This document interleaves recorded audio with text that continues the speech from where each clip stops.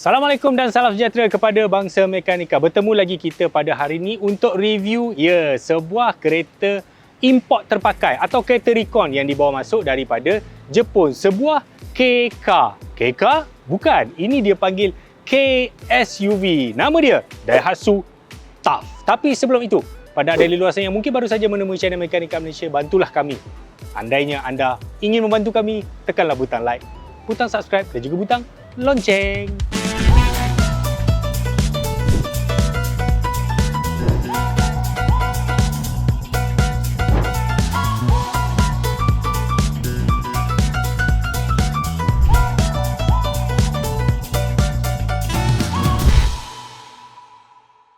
Sebelum kita meneruskan topik hangat kita pada hari ini, saya ingin memperkenalkan kepada anda dashcam terbaru daripada 70 My. Dia baru je launch awal tahun ini, bulan Februari kot. Apa dia ni? Ni dia, model terbaru 70 My Omni. Nak tahu apa yang best? Dia boleh merekod Full HD 1080p dan sepantas 60 frame per second. Jadi kita tak payah takut dengan dia punya kualiti video. Memang confirm sharp. Lagi satu, kalau kita cakap pasal dashcam, majoriti bentuk dashcam yang ada dalam pasaran ni boleh kata sama je semuanya. Tapi yang ini memang lain daripada yang lain. Bentuk dia pun dah lain dan fungsi dia juga, dia boleh berpusing 360 darjah. Dia boleh tengok keliling. Canggih kan? Bukan tu je, dia ada smart voice control. Jadi kita boleh suruh dia pakai suara je nak suruh dia pusing ke kiri ke kanan. Mat, pusing kiri. Mat, pusing kanan. Lebih kurang macam tu lah. Lagi satu, dia ada push notification. Macam mana? Okey, dekat kita punya apps ni, app 70 My ni, contohnya bila kita dah pasang dekat dalam kereta, dia kesan pergerakan ke atau dia suspicious ada orang nak pergi kat kereta kita. Nak curi logo ke kan, nak curi emblem ke. Jadi dia akan bagi notification dekat dalam apps, dekat phone. Kan senang macam tu. Dan dengan apps tu juga dia ada 24 hours AI powered parking surveillance. Jadi semuanya kita tengok dekat phone je. Dan lagi best lagi, kadang-kadang kalau kita pergi kat mall, kita lupa kita parking kat mana. Jadi dia ada satu function yang dipanggil Find My Car. Jadi buka dekat apps dia, kita boleh tahu kereta kita dekat mana. Dan untuk surveillance, dia ada 4G hardwire kit. Yang mana? Okey, hardwire kit ni bila kita sambung dekat bateri kereta, dia akan jaga bateri kereta kita supaya tidak weak. Canggih dah.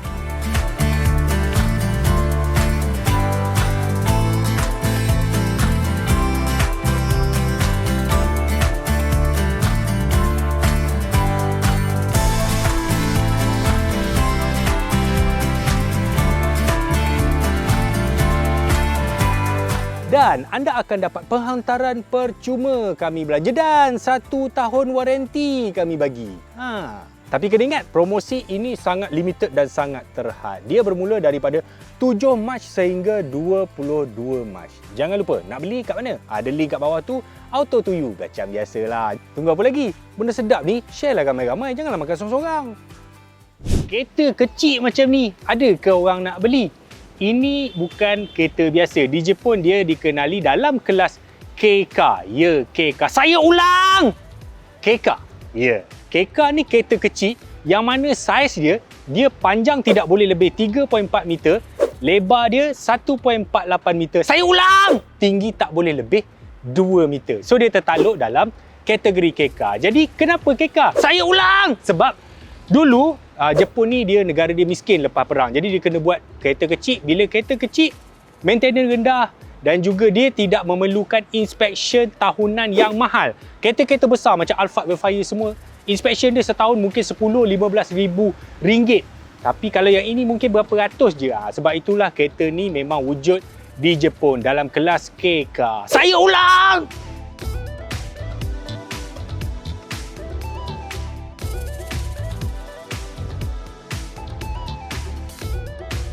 Tapi evolusi K-Car tu sendiri telah berkembang dengan sangat pesat. Kalau dulu K-Car ni orang cakap tentang kereta murah, kereta mampu milik. Namun bila dia dah berkembang, dia dah jadi bukan lagi kereta mampu milik. Dia adalah kereta yang lifestyle. Sebab tu kita boleh tengok macam Daihatsu TAF ni, Suzuki Hustler, Daihatsu Move, apa lagi tu, Honda N-Box yang sangat popular. Yang kelamaan harga dia dah sama mahal dengan kereta besar. Okey, Daihatsu memang terkenal membuat KK, namun beberapa tahun selepas milenium baru, dia kehilangan rentak yang mana KK tidak lagi dimonopoli oleh Daihatsu. Even Honda pun dah pandai buat KK. Even N-Box tu sendiri adalah kereta KK paling laku di Jepun 3-4 tahun berturut-turut. Sebab itu pada 2020 Daihatsu memperkenalkan barisan rangkaian konsep baru yang mana dia mengeluarkan model ini. Dia namakan sebagai TAFT, T-A-F-T. TAFT Almighty Fun Tool. Okey, kereta ni menggunakan konsep waku-waku, iaitu konsep excitement, keseronokan. Dan pada tahun itu juga Daihatsu memperkenalkan konsep KK yang pelik, unik dan luar biasa, iaitu sumu-sumu, YY, lepas tu Ecolco konsep. Boleh tengok dekat gambar dia macam mana. Ada yang sliding ke tepi, ada yang turun seat boleh keluar. Itu adalah konsep yang diperkenalkan pada tahun 2020. Dan 2021, dia keluar yang ni. Tak jauh beza dengan model konsep yang diperkenalkan pada masa itu. Namun, TAFT pada masa itu, dia bumbung belakang tu sebenarnya dia orang boleh buka macam camper sikit. Tapi mungkin konsep boleh lah macam tu. Nak jadi kereta production macam ni tak boleh lah. Mungkin terlalu mahal untuk dibuat. Tapi bagaimanapun, dia jadi juga bentuk macam ni. Kalau anda perasan KK moden, serupa, K SUV macam ni, KK yang keluar sekitar 2017 sampai hari ni, bentuk dia almost sama. Dia berkongsi konsep iaitu 4 segi. Designer memang senang kerja. Dia ada kertas, dia ada pembaris, jadilah kereta macam ni. Cuma bezanya dekat Daihatsu TAFT ni, dia menggunakan konsep SUV. Dan SUV yang dia tiru itu adalah SUV yang paling besar dalam dunia dekat Amerika sana, iaitu Daihatsu pada Hummer. Okey, kalau kita tengok bentuk depan dia dengan grill chrome ni, memang dia tiru jadi Hummer. Lampu dia pun 4 segi. Tapi ini kereta moden. Dia dah datang dengan full ADAS, dengan lampu LED, auto high beam semua. Cumanya, apa yang kami nak cerita, walaupun kereta ni KK, dikategorikan kereta yang mampu milik, dengan Daihatsu dia ambil keputusan untuk premiumkan model ni dengan features-features yang moden. Okey, kalau dari segi design, kita tengok memang semuanya 4 segi. Dekat depan 4 segi senang, pakai pembaris je. Kertas satu. Lepas tu dekat tepi dia gunakan ni trim cladding hitam, dan juga side skirt dekat bawah tu warna plastik hitam, juga cladding dekat belakang. Sebab apa? Sebab dia nak menonjolkan image crossover ataupun image SUV pada kereta ni. Dan pada hari ini di Jepun sana, Daihatsu banyak mengeluarkan aksesori-aksesori rasmi pada model-model KK mereka, terutamanya Daihatsu TAFT ni. Anda boleh beli almost everything aksesori berkenaan kereta ini. Contohnya, sebab ini unit terpakai, dia dah datang dengan roof rack. Dia punya roof rail ni memang dah siap datang daripada kilang. Sebab apa? Sebab kereta ni memang konsep dia macam ni. Dia memang expect orang nak letak roof box ataupun roof rack macam ni. Roof rack ni memang original Daihatsu, dan kalau anda beli, anda cuba buka forum Kelisa Gino, tengok dia orang jual Gino Mini Light punya rack ni berapa duit. Tahu tak? Original.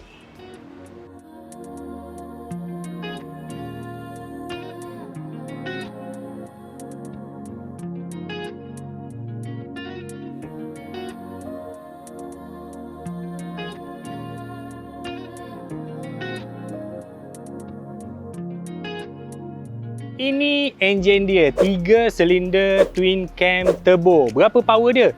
64 PS dan 100 Nm of torque. Sekali lagi, saya ulang. Untuk kategori KK, apa saja enjin dia nak pasang, dia tidak boleh lebih daripada 660cc dan juga 64 PS. Ini syarat yang melayakkan dia digelar KK di bawah kategori KK. Kalau lebih daripada tu, dia tidak panggil KK. Contohnya macam Toyota Tank, dah 1000cc dia tidak KK. Daihatsu Rocky ataupun Pro 2 Ativa, walaupun dia kecil tapi enjin 1000cc turbo, dia tidak jadi KK. Ini adalah KK. Alright. Daihatsu TAFT ni dia ada 3 varian utama. Yang pertama X, yang kedua G, yang ketiga G turbo. Yang ini model yang paling tinggi.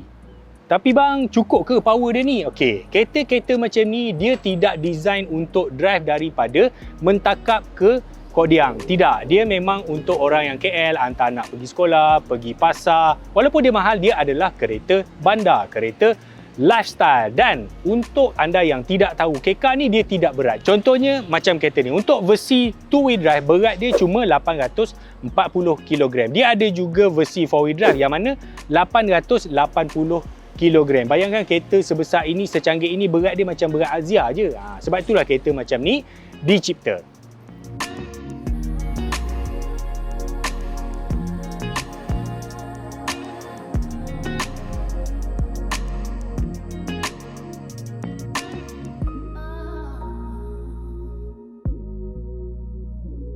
Walaupun kereta ni kekar bersaiz kecil macam Viva, Kelisa macam tu, namun dalam dia dengan packaging yang dia buat, dengan design yang dia buat, kita merasakan kita tidak duduk dalam kereta yang kecil. Kita takkan rasa claustrophobic. Okey.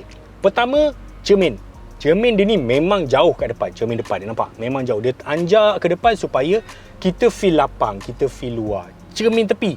Nampak? Punyalah besar sampai kan kalau kereta biasa tiang dekat sini. Ni tiang dia dekat depan. So almost tiada blind spot. Jadi senang kalau kita nak mencilok, nak masuk dalam bandar, nak parking. Kereta ni memang dari luar nampak kecil, tapi dari dalam kita tak rasa pun dia kecil. Dan yang penting sekali, ini dia bagi moonroof atau skyroof. Disebabkan dia buat moonroof, dia boleh buat cermin yang besar sebab dia tak boleh buka. Kalau sunroof mungkin dia kena buat kecil sikit sebab ada banyak frame, ada banyak motor lah, banyak mekanisme lagi kan.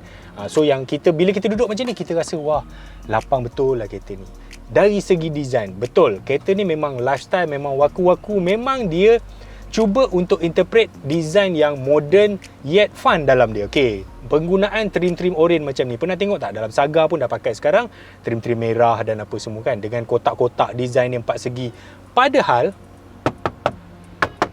semua plastik-plastik keras, namun texture, tu cara bijak seorang designer untuk dia bermain dengan texture untuk kelihatan seragam dan juga kelihatan sedikit premium. Tapi untuk mata-mata orang macam kita ni, memang kita tahulah benda ni memang bajet punya produk. Okey, walaupun design dia pelik dan apa semua ni, untuk anda yang mungkin tidak perasan, cuma ada 4 sahaja benda bulat dalam kereta ni, iaitu switch aircon, steering, push start button dan juga meter. The rest semua 4 segi, semua 4 segi. Lubang-lubang aircon semua 4 segi, 4 segi, 4 segi. Dan kereta ni juga, kalau anda tahu, okey, dia dah full dengan ADAS, Advanced Driving Assist System. Dia dah ada AEB, ACC, Auto Headlight, Lane KFC semua kan. Dia dah ada. Sebab apa? Okey, bila Daihatsu buat kereta ni, dia tak nak ada low spec yang terlalu low, jadi high spec yang terlalu high. Jadi low spec dia pun dia dah siapkan dengan ADAS sistem, dah ada stereo kamera semua dah. Dan juga untuk model-model yang tinggi yang membezakan dia dengan model-model bawah, contohnya yang macam ni lah.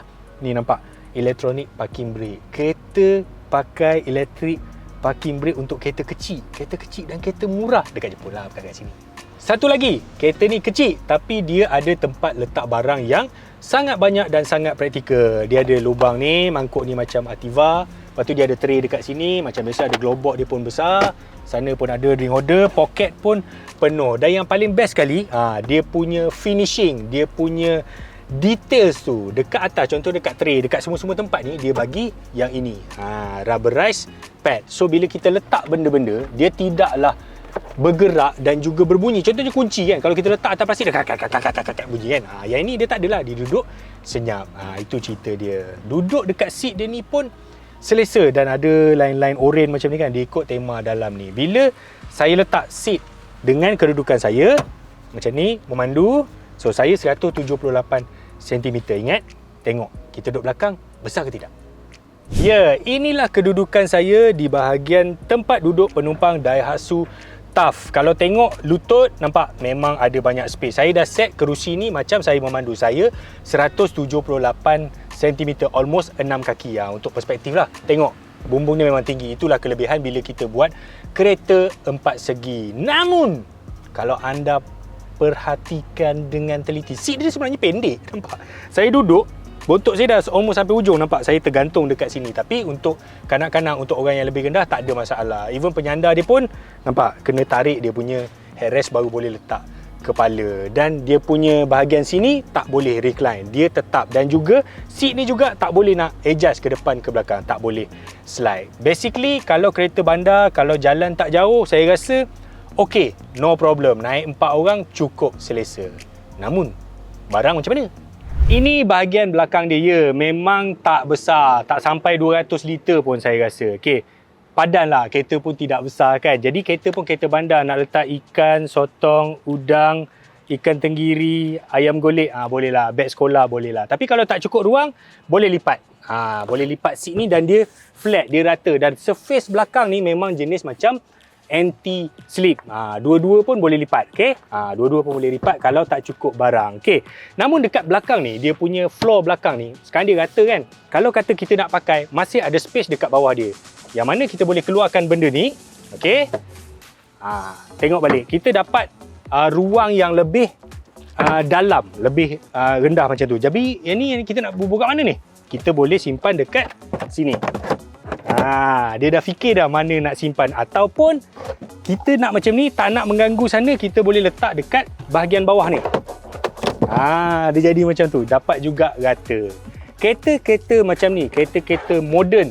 Okay? Kereta-kereta moden kebanyakannya dah tak ada spare tire lah. Memang dia tak datang dengan spare tire. Yang ada ialah repair tire kit, yang mana dia letak dekat floor yang paling bawah sekali. Bila kita buka, boleh nampak dekat situ. Kalau pancit, tukar sendiri lah. Tapi Malaysia padahal insurans free kan. Call je lah. Bos, kereta saya pancit. Mari saya main rumah. Gila, kat rumah pun dia panggil orang tu. Okey, itulah tadi review kita Daihatsu TAF G Turbo. Soalan terakhir, berapa harga dia? Alright, dia ada banyak spek, banyak varian dan juga tahun yang berbeza. Harga dia boleh bermula sekitar mungkin dalam 120 lebih. Unit ni saya rasa 120 lebih dia orang jual. Betul, anda akan rasa mahal kalau compare dengan engine, compare dengan size. Kalau nak banding, baik beli Velfire, baik beli Estima second. Yelah, ini bukan untuk golongan baik beli. Ini adalah untuk orang yang mungkin sama ada dia nak beli Daihatsu TAF ke, atau nak beli Suzuki Hustler, ataupun nak beli Suzuki Jimny, nak beli yang mana satu. Ini bukan orang yang sama ada nak beli TAF ke, nak beli Axia E Driving School. Bukan macam tu. Target market dia berbeza. Dekat Malaysia ni, kereta ni banyak masuk. Sebab apa? Sebab banyak orang kaya di luar sana yang memang dia nak anak dia bawa sekolah kereta ni. Dia tak nak bagi anak dia Axia. Dia malu sebagai pengerusi Mengah Holding contohnya. Macam itulah. Target market setiap kereta berbeza-beza tuan-tuan. Kalau kereta tu mahal dan kita tak mampu, that's mean bukan untuk kita. Yelah betul, 120 lebih, 130, baik kita beli Miata kan. Itu orang yang berpandangan macam kita. Tapi orang yang kaya, yang duit dia terlalu banyak, yang mungkin lunch dia sekali makan 5,000, 6,000, mungkin dia akan belilah kereta-kereta macam ni. Itu sahaja logik ekonomi dunia. Alright. Sekian saja video kita pada hari ini. Pada anda di luar sana yang mungkin baru saja menemui channel Mekanikal Malaysia, bantulah kami dengan menekan butang like dan juga butang lonceng dan juga butang subscribe. Terima kasih.